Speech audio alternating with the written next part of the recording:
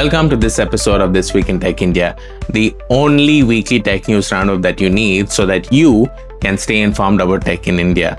Why should you stay informed about tech in India?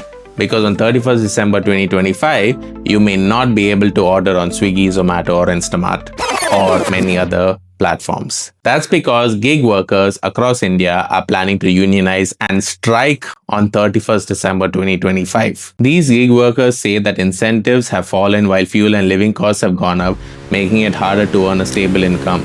They are also demanding better insurance, clear policies, and more transparency in how payouts are calculated. There's an important note to be made over here is that delivery partners are actually contract workers and not under the direct employment of platforms like Zomato and Swiggy. But the new Indian labor codes that was released earlier this year recognizes gig workers and mandated that platforms contribute 1 to 2% of their annual turnover to a government-managed social security fund. Let's see how this goes. From my side, I'd like to say more power to gig workers and more power to unions. There's a bit more news from these gig worker-related platforms, starting with Zomato.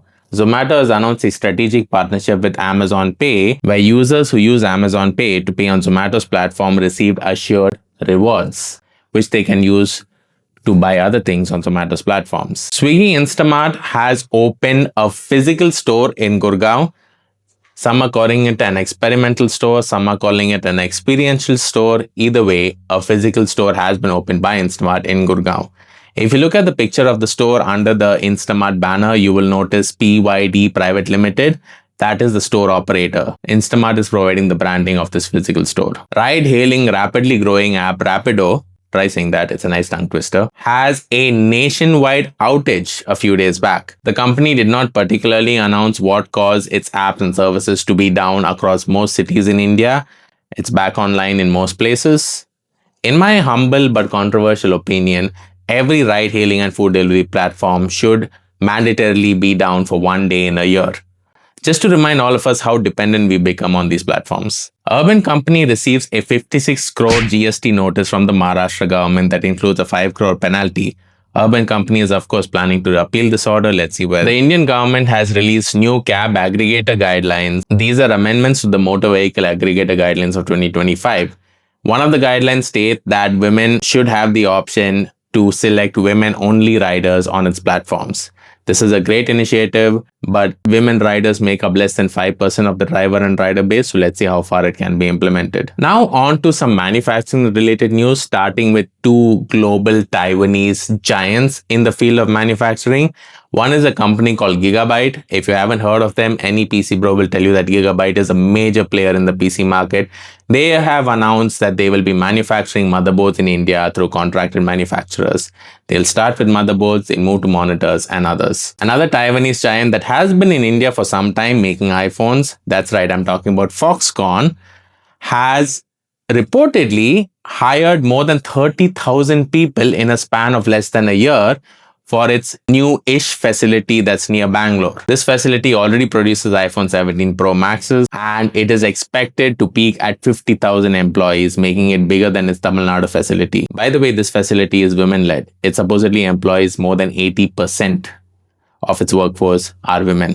Indian car giant Tata Motors has announced a dedicated EV brand called Avinya, which will be launched at the end of 2026. Tata Motors also has committed to expanding EV charging infrastructure across the country. A medical tech startup, VoxelGrids, has successfully built India's first indigenous MRI scanner. It is already operational and it costs 40% cheaper than importing a scanner. VoxelGrids plans a commercial launch by fiscal year end and aims to make about 20 to 25 scanners a month. Skyroot Aerospace, which announced India's largest rocket-making facility earlier this year, has officially inaugurated India's largest rocket-making facility earlier this year in Hyderabad. This 200,000 square feet campus has a nameplate capacity of 1 rocket per month.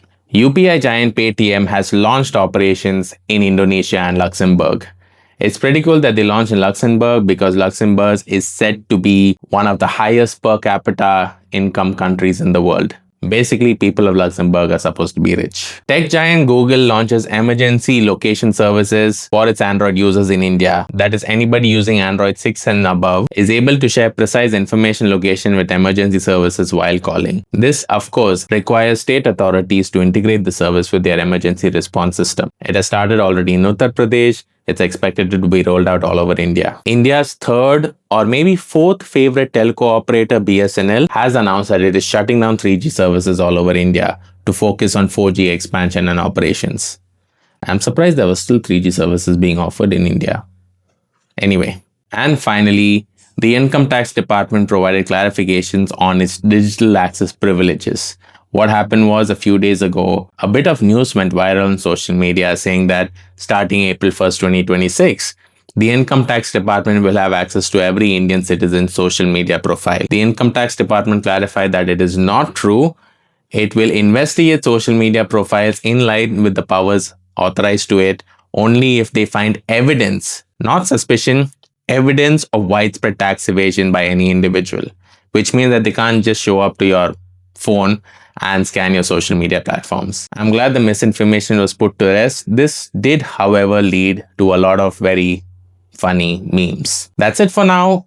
And this is the last episode of 2025.